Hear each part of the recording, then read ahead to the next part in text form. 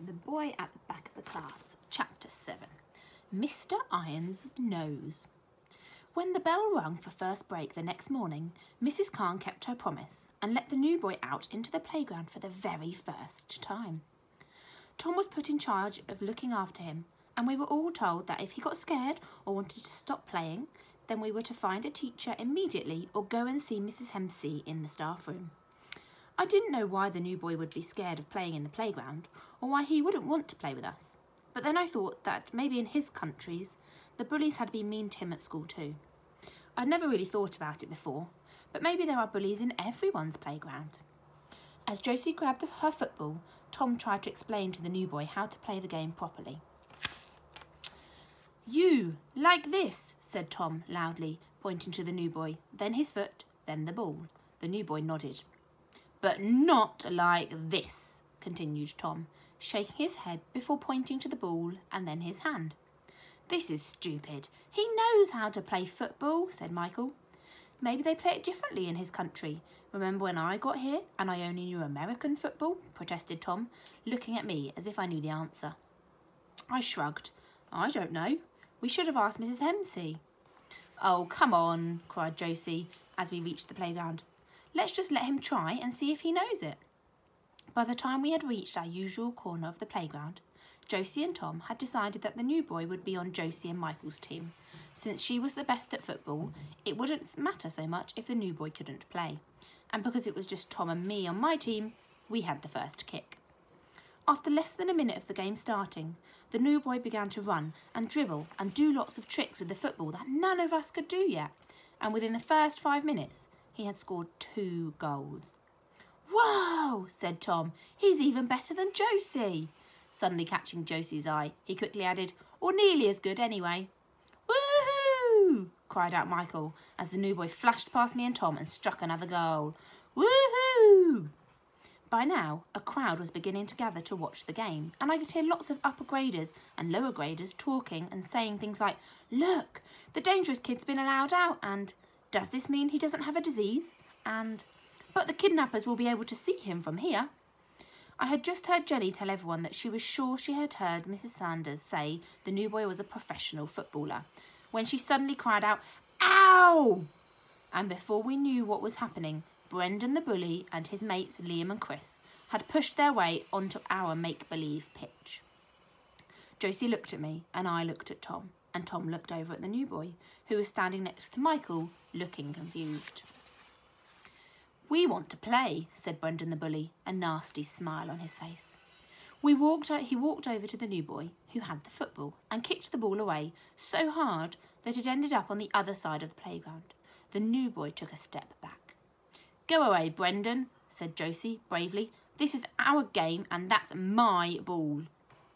Brendan the bully turned around to look at Josie, and she swallowed nervously. But just then, his expression changed from mean to sad. I turned around too and saw that Mr. Irons was walking towards us. "What's going on here then?" he asked, his moustache twitching. Mr. Irons is one of the upper school teachers and is famous for being one of the strictest teachers in the school and for never, ever smiling. He has a long face, a long nose, long lips and a large brown bristly moustache that he carries a tiny comb for in his front pocket of his jacket. Everyone knows about the comb because when he thinks no one is looking, he takes it out and combs his moustache within its short, straight lines. And when he gets very angry, you can hear his nose whistling. If that happens, then you know you're going to get at least 1 detention or be given 100 lines to write. He's also the very worst teacher you can have on break duty because he hates noises, especially happy noises. Whenever he's in the playground, he walks around telling everyone off for laughing too loudly or for making fun sounds. Last year, he made a first-year boy who was playing tag cry by telling him that only pigs squeal, and since the boy was squealing, he must come from a large family of pigs and should spend the rest of the break inside. And another time, Mr. Irons gave everyone cheering for handstand Hannah 100 lines to write for being so loud, even though she was about to beat the world record for the longest handstand in history. Whenever anyone sees Mr. Irons walking towards them, they always play more quietly or move away. But we had been so happy that the new boy was playing with us that we had forgotten we were in a school where there were bullies and teacher bullies. "Please, sir," wailed Brendan the bully. "She won't let me play. I wanted to play and she said I couldn't." Mr. Irons tutted at Josie.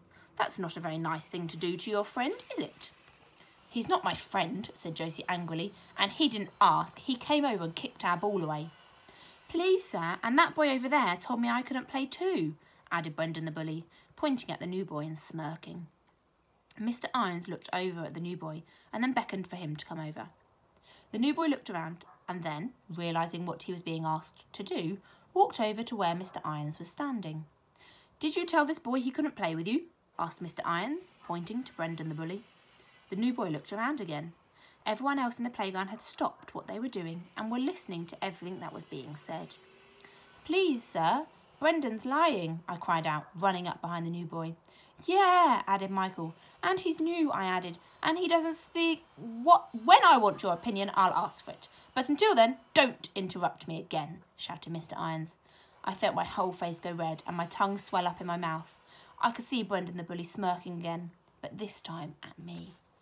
"Now, boy," Mr. Irons turned to the new boy, "I'll ask you again. Did you, or did you not, tell Brendan he couldn't play with you?" The new boy stood rooted to the spot and looked over at us. "But, sir," I burst out, "you don't understand. He can't speak." "Right," shouted Mr. Irons, his nose whistling dangerously. "That's detention for you," he cried out, pointing to me.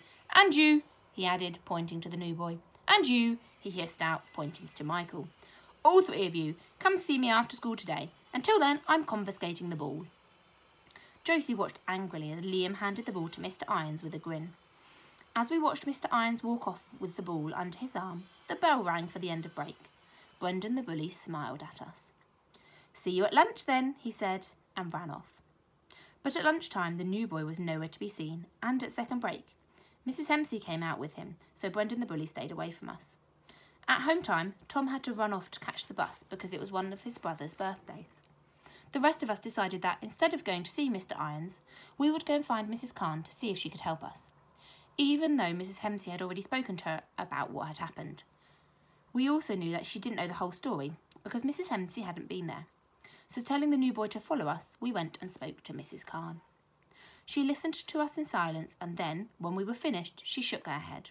"Ridiculous," she muttered, and I think she was talking to herself.